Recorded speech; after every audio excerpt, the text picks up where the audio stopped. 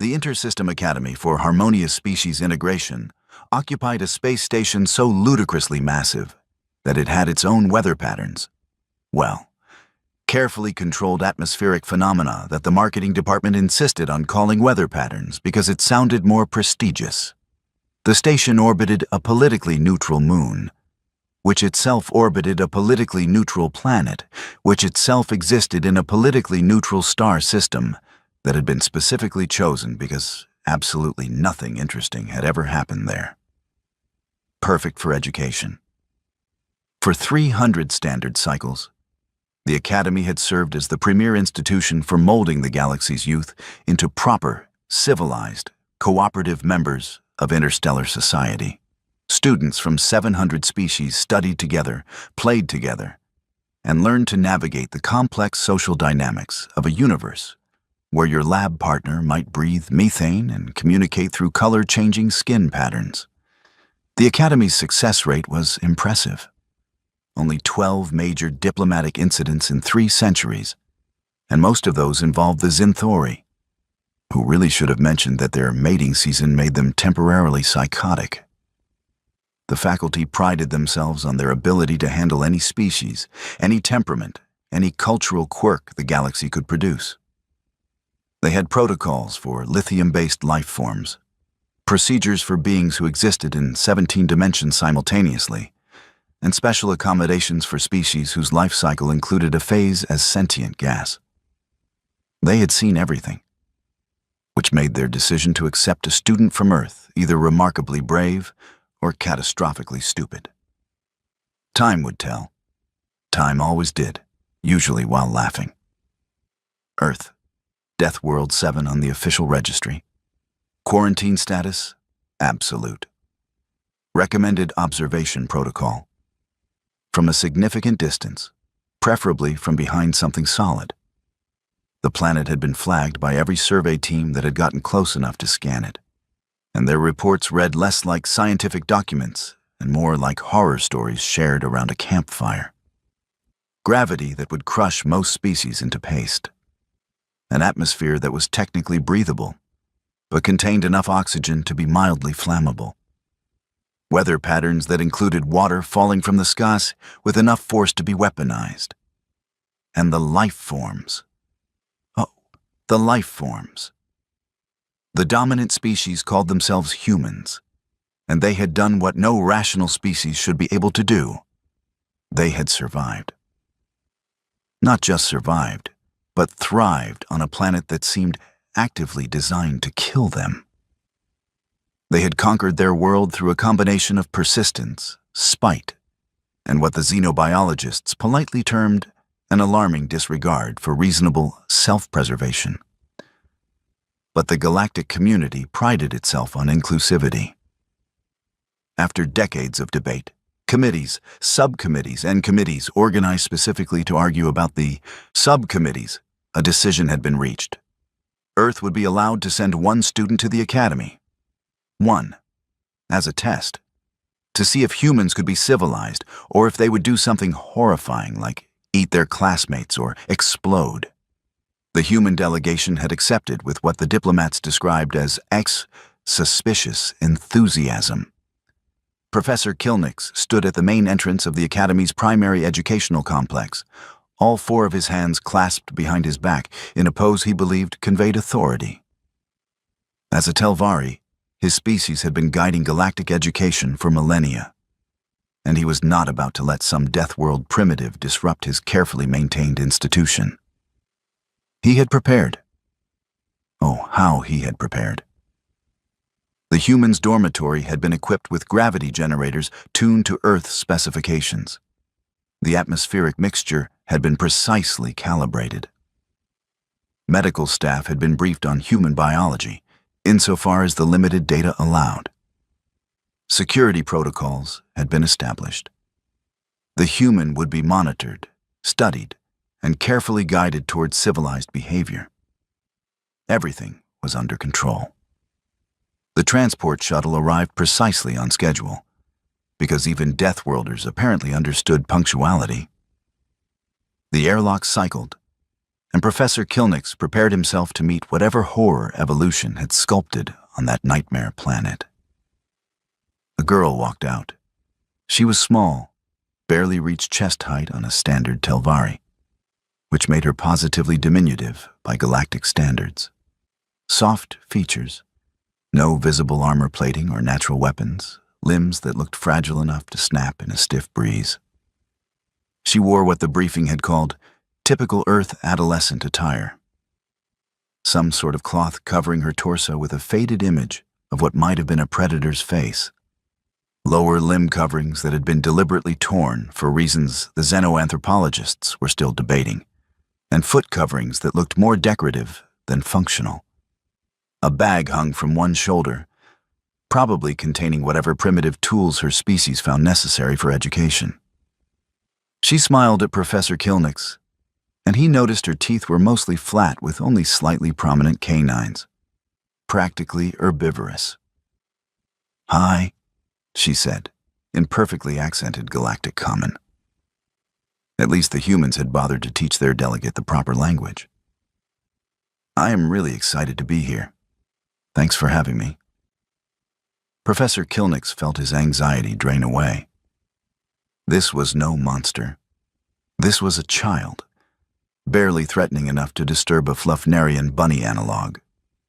The committees had been worried about nothing. "Welcome to the Academy," he said, voice warm with relief. "I am certain you will find your time here educational." If Professor Kilnix had been paying attention, if he had been watching closely, he might have noticed the way her eyes tracked every movement in the corridor, cataloging exits and potential threats with mechanical precision. He might have observed how she positioned herself with clear sight lines in all directions despite her casual posture. He might have seen that her smile never quite reached those eyes, which remained cold and calculating behind their friendly facade. But he did not notice. None of them did. The orientation proceeded smoothly. The human was introduced to her dormitory cluster, where she would share common spaces with a dozen other first-cycle students. The reactions were mixed and telling. Rexith, a Vryn who stood nearly 3 meters tall and possessed the kind of natural armor that made personal shields redundant, took one look at the human and dismissed her entirely. Prey species. Weak. Unworthy of attention. He returned to sharpening his ceremonial combat claws, a habit his species maintained despite having achieved spaceflight 10,000 years ago. Melara and Jessic, a bonded pair of Quilxi, practically vibrated with anxiety when the human entered the common room. Their species had evolved as prey on a relatively gentle world, and their instincts screamed warnings about predators despite the Academy's assurances of safety. But the humans seemed so small, so harmless.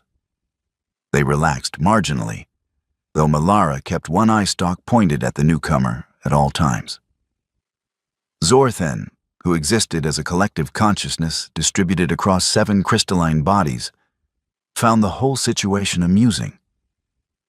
Their species had transcended physical concerns millennia ago, and they observed the other students' reactions with the detached interest of a scientist watching bacteria interact. "You are the human," Rexith finally said, his voice carrying the kind of dismissive tone that bullies apparently developed regardless of species. "From the quarantine world." "That's me," the human agreed cheerfully. "Nice to meet you." "I have heard your planet is dangerous," Rexith continued, his mandibles clicking in what passed for Vryn laughter. "Yet you appear quite fragile. Perhaps the reports were exaggerated." "Maybe," the human said, still smiling. "Earth can be pretty intense." "Intense," Rexith repeated, savoring the word. "I come from a world with 6 times standard gravity and atmospheric pressure that would collapse most species' lungs. I wonder what a soft creature like you would consider intense." The human's smile widened slightly. "Well, back home we have these things called mosquitoes. They are tiny flying insects that drink blood. Not enough to hurt you, really, but they are super annoying and they can carry diseases that kill millions. Also, we have this weather pattern called a hurricane where the wind moves so fast it can throw cars around like toys, and it can be hundreds of kilometers wide. Oh, and sometimes the ground just shakes and splits open because the planet's crust is actually floating on molten rock and the pieces bump into each other. The room had gone very quiet. And that is normal? Melara asked, her voice small. I mean, it does not happen every day, the human said. Just often enough that you kind of get used to it. Oh, but we did have this one year where a volcano erupted and the ash cloud was so big it changed the climate for like a decade. That was before my time, though. History class stuff. Zorthen's crystals flickered with what might have been concern. Your planet attempted to kill your species with climate modification? Well, not on purpose. The human laughed. That is just what volcanoes do. We have like 50 or 60 active ones at any given time. Professor Kilnix, who had been observing the interaction, felt a small tendril of doubt creep into his mind. He activated his personal data pad and queued up a search for Earth's geological activity. The results made his respiratory organs constrict. The first class was xenobiology, taught by Professor Yinsara, a Kaldorian whose species had been studying comparative biology since before humans had discovered fire. She was brilliant, patient, and utterly confident in her understanding of how evolution shaped species across the galaxy. Life, she began, her voice resonating through the lecture hall, follows predictable patterns. Prey species develop speed, camouflage, or defensive mechanisms. Predator species develop strength, weapons, or pack tactics. Environmental pressures shape organisms toward optimal survival strategies. This is universal law. The human sat in the third row, taking notes on a primitive paper notebook with a mechanical graphite deposition device. Professor Yinsara found it charmingly archaic. Consider the Vryn, she continued, gesturing to where Rexith sat with his characteristic arrogance. High-gravity world, scarce resources, significant predation pressure. Evolution's answer, armored hide, enhanced strength, aggressive territorial behavior. Logical, predictable, efficient. Rexith preened slightly at being used as a positive example. Now, what of humans? Professor Yinsara brought up a holographic image of a standard human anatomy chart. Relatively soft skin, no natural armor, modest strength by galactic standards, minimal natural weaponry. By all standard metrics, this species should have been evolutionary dead end.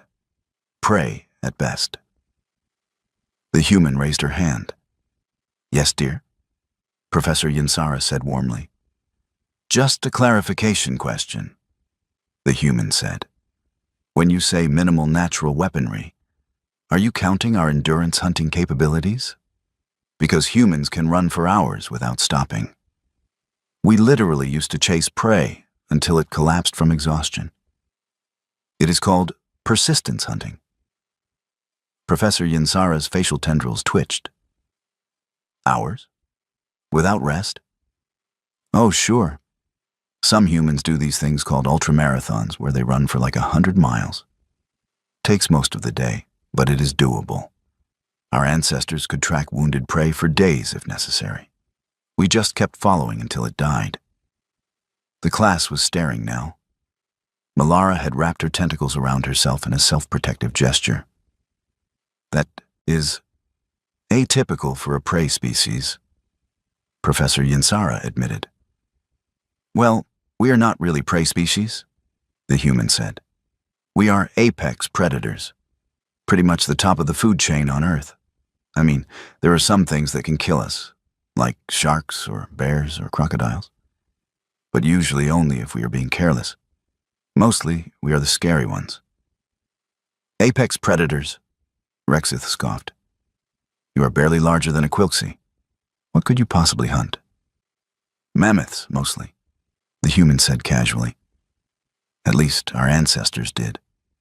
They were like these huge, hairy elephant things, probably weighed 6 tons each, had massive tusks. We used to hunt them by working in groups, using tools and tactics. Before that, we hunted other megafauna to extinction. We are actually really good at extinction events. Caused a bunch of them, survived a bunch more. Professor Yinsara was rapidly accessing her database, cross-referencing human evolutionary history with what the student was describing. The data was fragmented, but what she found made her respiratory rate increase. Your species hunted creatures weighing 6,000 kilograms, she asked carefully. Well, yeah. We needed the meat and fur. Earth gets really cold in some places. Like, cold enough to kill you in minutes if you are not prepared. So we needed protection, and the big animals had the best pelts. How cold? Zorthan asked, their crystals pulsing with genuine curiosity. The human considered. Average winter temperature where my ancestors evolved was probably around -20 degrees. Sometimes colder. Water turned solid at 0 for reference. You lived in environments where the primary solvent of life undergoes phase transitions?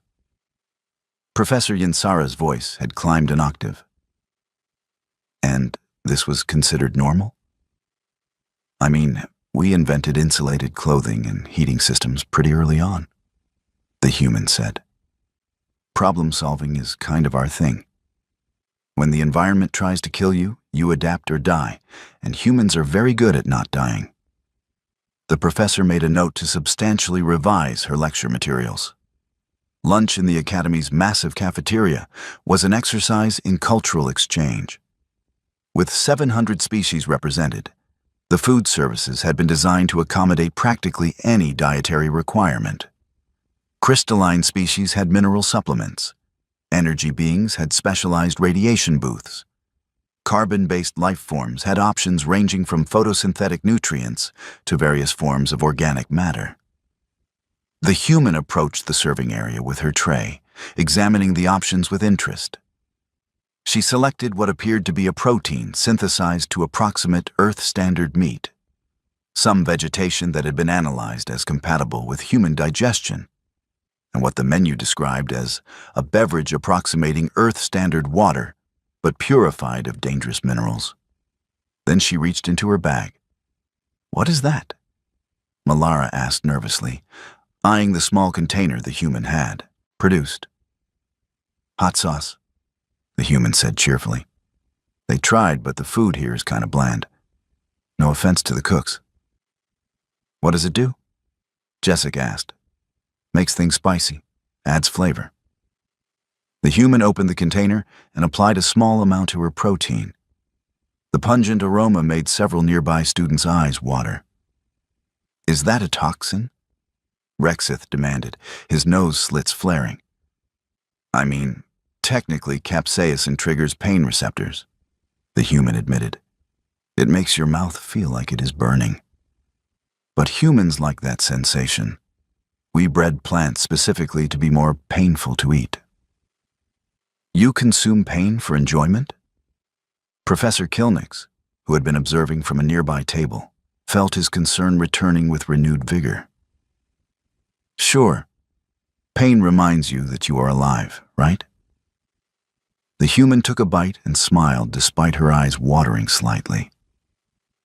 "Besides, it is not that hot. I forgot to bring the really good stuff from home. This is only about 50,000 Scoville units." No one knew what a Scoville unit was, but it sounded ominous. "You did not answer my question in class," Rexith said, apparently deciding to reassert his dominance. "What gives you the right to claim apex predator status? You are small, weak, and soft." The human looked at him with those disconcertingly calm eyes. "Well, I would not want to fight you," she said. "That would be against Academy rules, and I am here to learn, not cause problems."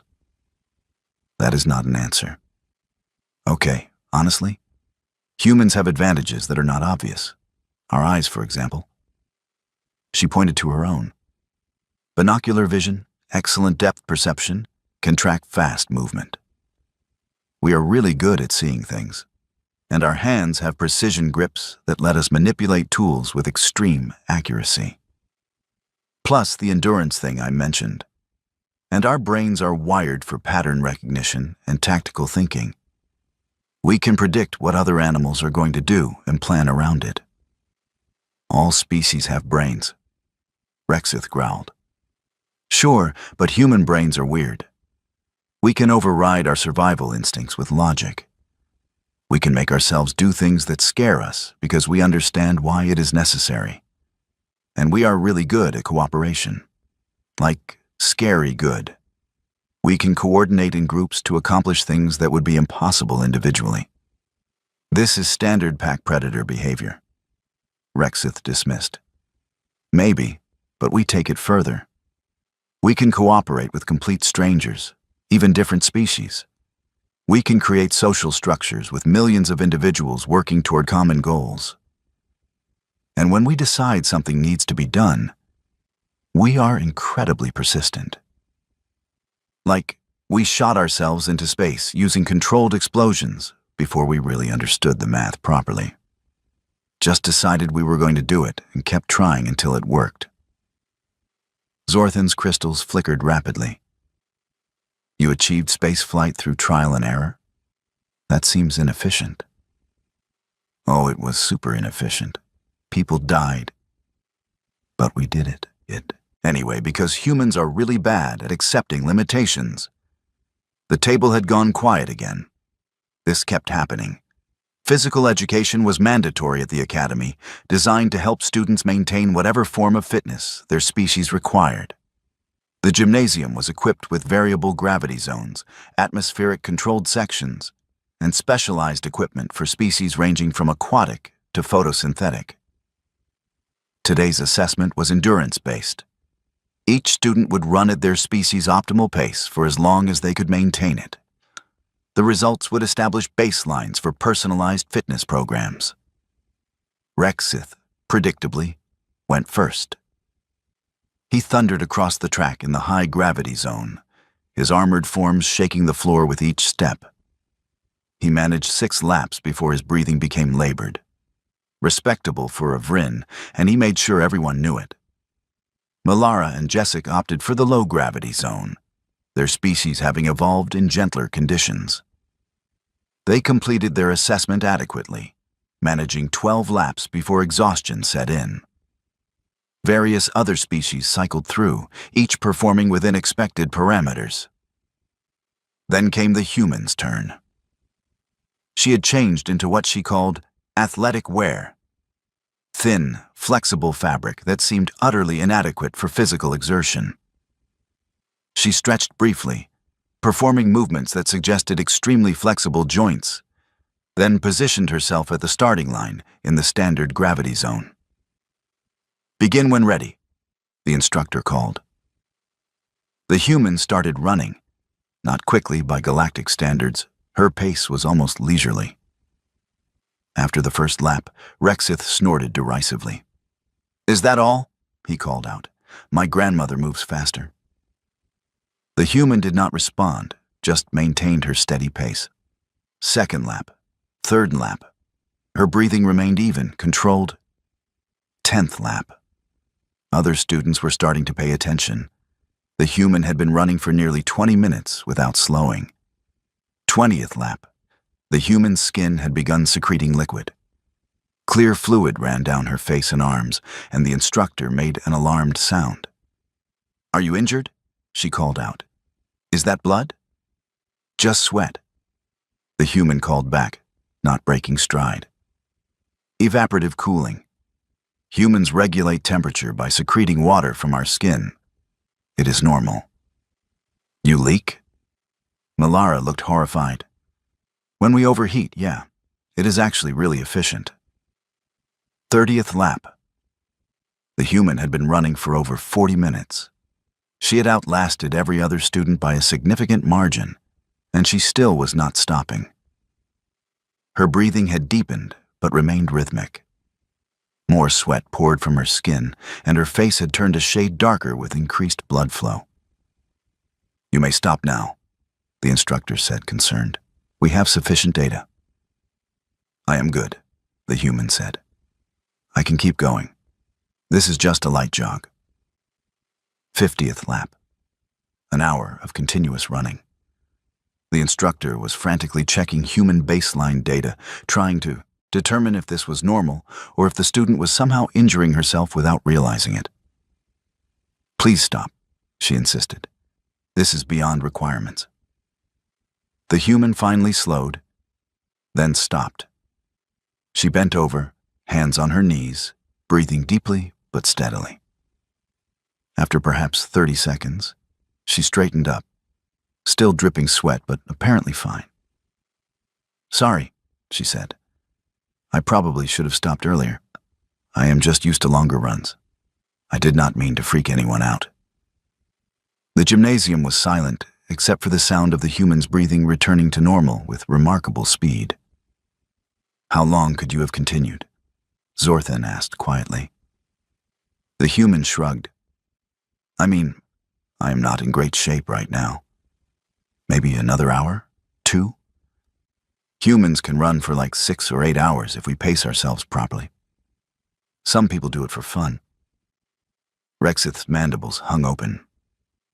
"For fun?" he repeated. "Yeah, we have these events called marathons where people run about 42 kilometers. Takes a few hours. Then there are ultra-marathons that are even longer. Some people run across entire continents. It is considered a challenge, but it is definitely doable." Professor Yinsara, who had been observing from the control booth, pulled up data on human evolutionary biology. The pieces were starting to fit together in a deeply disturbing way. Humans had evolved as persistence hunters. They had outlasted faster, stronger prey by simply refusing to stop. They had turned endurance into a weapon, and they had sent a teenage example to demonstrate this capability. Social studies should have been safe.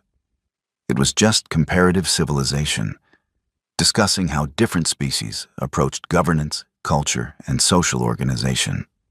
Peaceful, theoretical, harmless. The instructor, Professor Thelminus, decided to focus on conflict resolution, thinking it would be educational for the students to understand how civilized species avoided violence. "War is, thankfully, rare in modern galactic society," he began. "Most species recognize the futility of armed conflict after developing spaceflight. The resources required, the potential for mutual destruction, the ethical implications, these factors generally prevent serious consideration of warfare." The human raised her hand again. She had been doing that a lot, and the instructors were beginning to dread it. "Yes?" Professor Thelminus said cautiously. "That is really impressive," the human said genuinely. "Humans are still working on that. We have had a lot of wars."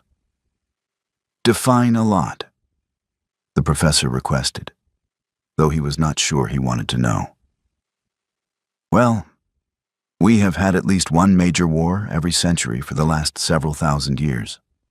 Some centuries had dozens. We literally have a field of study dedicated to analyzing them called military history. And we number our world wars because we have had multiple conflicts that involved pretty much every major civilization on the planet fighting simultaneously." The class stared.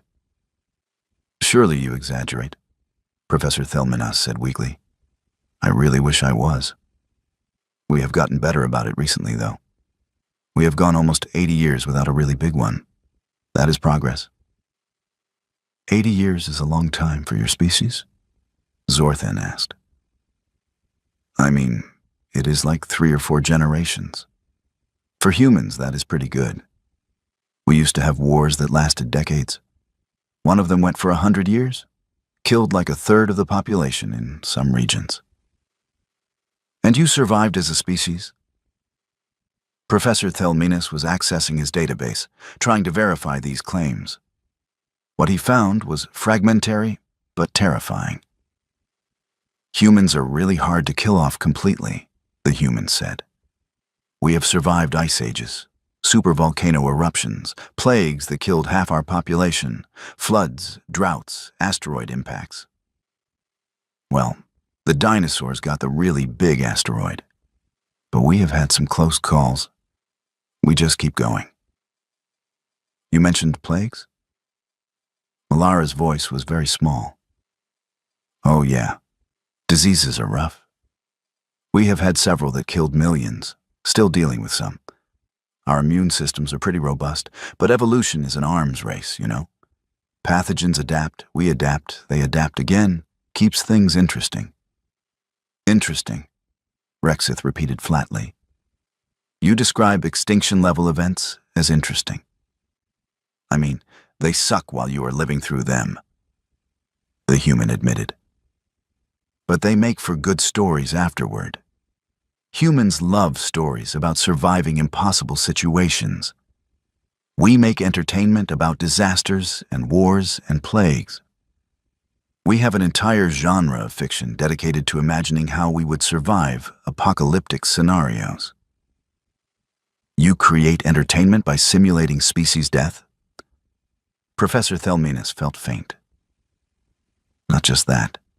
We also have stories about fighting aliens, fighting robots, fighting zombies, fighting each other in various future scenarios. Oh, and we have this thing called horror where we scare ourselves on purpose for fun, and action movies where people do dangerous things with lots of explosions, and sports where we compete physically, sometimes in ways that can cause injury, because we enjoy testing ourselves against each other. The professor pulled up a file on human entertainment. What he found would haunt him for years. Humans had created thousands of hours of content depicting violence, disaster, and survival scenarios, and they consumed it voluntarily, for enjoyment. Your species simulates danger for recreation? He asked. I mean, when you say it like that, it sounds weird, the human said. But yeah, humans like excitement. We get bored easily. So we invented ways to trigger our adrenaline response in controlled environments. We jump out of aircraft with parachutes. We climb mountains that can kill us. We slide down snow-covered slopes at high speeds. We fight each other in sanctioned combat sports. We even eat toxic substances that cause pain because we think it is fun. The capsaicin, Malara whispered. Exactly. See? You are getting it. I am getting that your species is clinically insane, Rexith said. The human laughed. Maybe a little, but it keeps life interesting. The incident happened during free period in one of the common recreation areas. The human had been sitting quietly, working on assignments, bothering no one. She had been at the academy for 6 standard days, and while her presence made everyone vaguely uncomfortable in ways they could not quite articulate, there had been no actual problems. Rexith had been growing increasingly irritated by the human's presence. She represented everything that challenged his worldview. She was small, apparently weak, from a species that should have been prey, yet she displayed capabilities that rivaled or exceeded his own. It was unacceptable. His pride, his sense of natural order, demanded that he re-establish the proper hierarchy. He approached the human with 3 of his friends, all Vryn, all large and armored, and convinced of their superiority. Deathworlder, Rexith said, his voice carrying across the room. I have been thinking about your claims, your endurance, your hunting, your survival. I believe you have been exaggerating to seem more impressive. The human looked up from her work. Okay, she said neutrally. I challenge you to prove your words. Physical contest. Show me that humans are truly predators and not simply loud prey. The room went silent. Challenges were not uncommon at the academy, though they were supposed to be supervised and regulated. This was neither. The human stood slowly. She was still small, barely reaching Rexith's mid-torso. Her expression remained calm, friendly even. "I do not think that is a good idea," she said. "I am here to learn, not fight." "Because you know you would lose," Rexith pressed. "You hide behind words and endurance tricks, but in actual combat, you would fail. Admit it." Something changed in the human's posture. It was subtle, barely noticeable, but suddenly she did not look quite as harmless. Her weight shifted, her stance widened slightly, her hands relaxed in a way that suggested readiness rather than peace. "Please do not do this," she said quietly. Her voice had changed too, losing the friendly warmth and becoming something flatter, harder. Rexith took it as confirmation of weakness. He lunged forward, claws extended, intending to pin the human and force a submission. It was supposed to be a simple demonstration of dominance. What happened next took approximately 2 seconds and would be analyzed from multiple angles for weeks afterward. The human moved. Not quickly by her own species standards, probably, but faster than anyone watching had thought possible. She did not try to meet Rexith's charge with strength.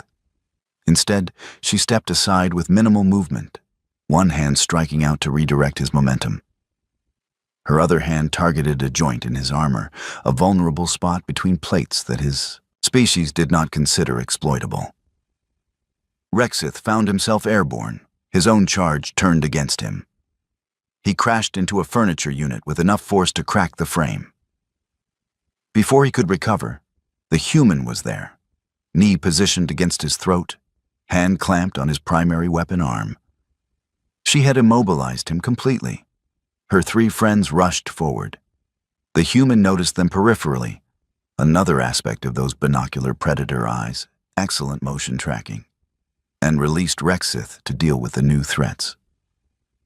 She dropped the first one with a sweep that took his legs out from under him. The second she caught mid-lunge with a joint lock that forced him to the ground or risk his arm breaking. The third was the smartest. He actually hesitated. But the human had already moved into his space, inside his reach, where his size became a disadvantage. She struck 3 times with surgical precision, targeting nerve clusters, and he collapsed.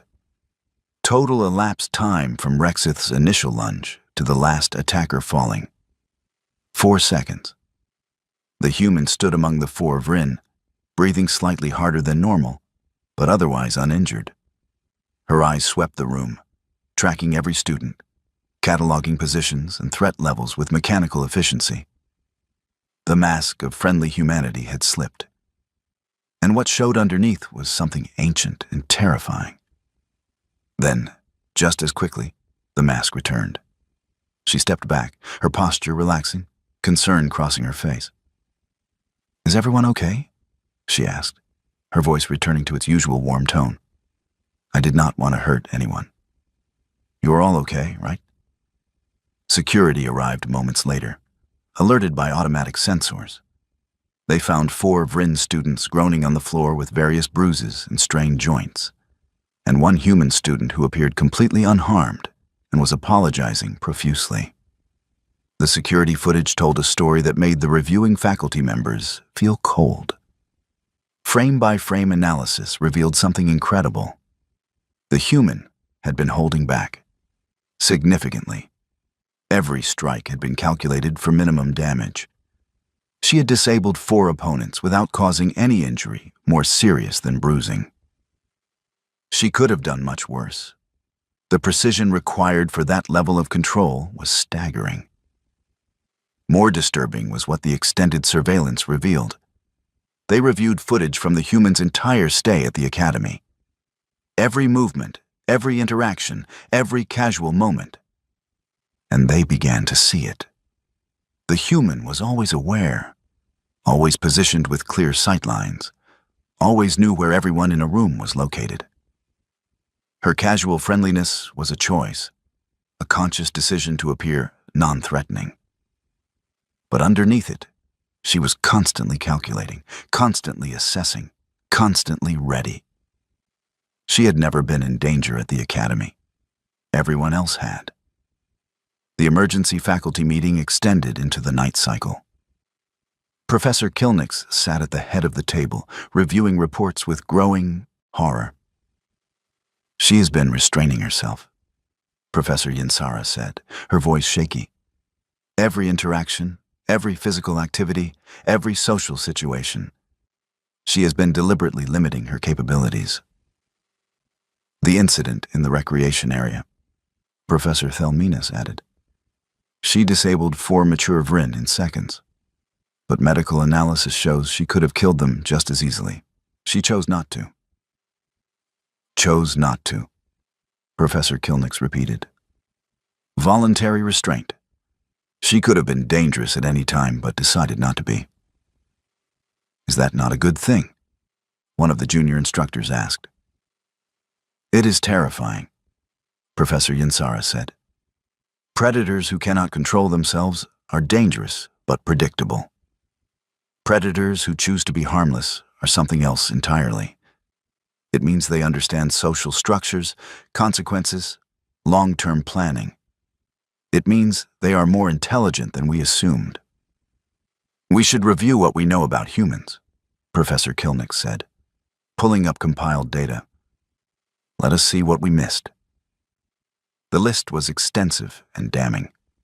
Humans evolved on a high-gravity death world with extreme environmental variations. Correct. Humans were persistence hunters who could track prey for days without stopping. Confirmed by the endurance testing. Humans had binocular vision optimized for tracking fast-moving prey. Evident in the security footage analysis. Humans had precision grip capability, allowing for complex tool use. Observed in her delicate manipulation of writing implements and other objects. Humans had survived multiple extinction-level events through adaptation and cooperation. Verified by historical data, though the details were horrifying. Humans had developed advanced warfare and had been in near constant conflict for thousands of years. The social studies incident had made this abundantly clear. Humans could override survival instincts with logic and social conditioning. Demonstrated perfectly by the recreation area incident, where she had stopped herself from causing serious harm despite being attacked. Humans considered danger recreational, evidenced by her casual discussion of their entertainment and voluntary risk-taking behaviors. "They sent us a child," Professor Kilnix said slowly. "A juvenile member of their species. And she can do this." The implications hung heavy in the air. What were adult humans capable of? What about their soldiers, their warriors, the individuals they specifically selected and trained for combat? If a friendly teenage human could disable 4 trained Vryn fighters in seconds while actively limiting herself to prevent serious injury, what could a mature human do without restraints? "We need to approve them," Professor Yinsara said finally. "For galactic contact, for trade, for everything." "They nearly killed 4 students," someone objected. 4 students attacked her without provocation, and she defended herself without causing permanent harm, Professor Yinsara countered. "She showed remarkable restraint. If the situations had been reversed, if 4 humans had attacked a single Vryn student, I suspect the outcome would have been very different." "You think she would have shown mercy?" the objector asked. "No," Professor Yinsara said. "I think the Vryn would not have needed to, because the human would not have survived the first strike. That is the point. She is more dangerous than our strongest warrior species, and she chose not to hurt anyone seriously. That level of control, that capacity for measured response despite being threatened, that is exactly what we need from member species." The vote was unanimous, though several faculty members looked ill as they cast it. Earth would be approved for full galactic contact. The human returned to classes the next day, as if nothing had happened. Rexith and his friends avoided her completely, and the other students gave her significantly more space than before. She seemed saddened by this, making efforts to engage in friendly conversation, but the responses were hesitant at best. Only Zorthen approached her normally, their crystalline forms settling near her during lunch. "You have frightened them," Zorthen observed. "I did not mean to," the human said. "I just defended myself. I tried really hard not to hurt anyone seriously." "That is precisely what frightens them. Not that you could harm them, but that you chose not to. It implies calculation, forethought, values beyond simple survival instinct." The human considered this. Humans are social creatures. We need cooperation to survive. So we developed really strong social conditioning. We can make ourselves do or not do things based on social rules, even when our instincts say otherwise. It is not always easy, but it is necessary. "And your instincts told you to harm Rexith more seriously?" Zorthen asked. "My instincts told me to eliminate a threat permanently," the human admitted. "But my training and my understanding of the situation told me that would be wrong. He was stupid and aggressive, but he did not deserve to die for it. And I am here to prove humans can coexist with other species, so killing someone would kind of defeat the purpose." "You're always doing this?" Zorthen asked. "Restraining yourself?" "Every day," the human said. "Every interaction. Humans are apex predators from a death world. We have instincts that tell us to establish dominance, to respond to threats with overwhelming force, to see everyone as potential competition. But we are also smart enough to know that is not how you build a civilization. So we learn to control it. We create social structures, laws, ethics. We teach our children to be gentle, to share, to cooperate. It is not perfect, and sometimes humans do terrible things when that control breaks down. But mostly we manage." "That seems exhausting," Zorthen said. "It can be. But it is also what makes us human. We are not just our instincts. We can choose to be better than what evolution made us. The galaxy," Zorthen said slowly, "has never encountered a species quite like yours. Is that good or bad? I believe we are still determining that." The semester continued. Gradually, carefully, the other students began to relax around the human again. She made consistent efforts to be friendly, helpful, and harmless. She tutored Milara in mathematics, helped Jessic with a project on comparative literature, even taught Zorthen how to play a human card game that required bluffing and strategy. She never mentioned the incident. Neither did anyone else. But everyone remembered. Everyone knew that the friendly, cheerful human girl who brought interesting snacks and asked thoughtful questions in class was also something much more dangerous. They knew she could move with predatory speed, strike with calculated precision, and disable threats efficiently. They knew she was always aware, always ready, always holding back enormous potential for violence. And they knew she chose not to use it. That, more than anything, shaped how they interacted with her. Not fear of what she could do, but respect for what she chose not to do. Understanding that humans were predators who had somehow managed to build a civilization based on cooperation rather than domination. Recognizing that they exercised voluntary restraint not from weakness, but from strength. The final reports to the Galactic Council were unanimous in their recommendation. Earth should be welcomed into the galactic community, not despite humans being dangerous, but because they were dangerous and had learned to control it. Because they understood that real strength included knowing when not to use force. Because they had turned a death world and violent instincts into motivation for cooperation and growth. The Council approved the recommendation. Trade agreements were established. Diplomatic relations began. Humans started appearing throughout the galaxy, and everywhere they went, they carried that same duality. Friendly and helpful on the surface, capable of extreme violence underneath, always choosing the former despite being built for the latter. And at the academy, Professor Kilnix stood at the main entrance preparing to welcome a new class of students. Among them would be 3 more humans, because Earth had requested expanded enrollment. He watched them arrive, noting their casual clothing, their easy smiles, their seemingly fragile builds. He knew better now. He knew what walked beneath that harmless exterior. He knew that each of them carried the same ancient predator instincts as the first human student, the same capacity for violence, the same remarkable control. He also knew they would probably be some of his best students, because humans who survived a Deathworld learned to be adaptable, persistent, and clever. They learned to cooperate despite competitive instincts. They learned to be gentle, despite having every reason to be brutal.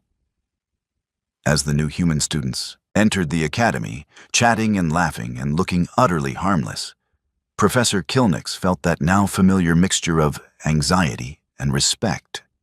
The galaxy had spent millennia believing that civilization required the evolution of gentleness, that truly advanced species left violence behind. Humans proved otherwise. They showed that civilization was not the absence of violence, but the choice to control it. They demonstrated that predators could build culture, that dangerous species could value peace, that Deathworld survivors could become diplomats.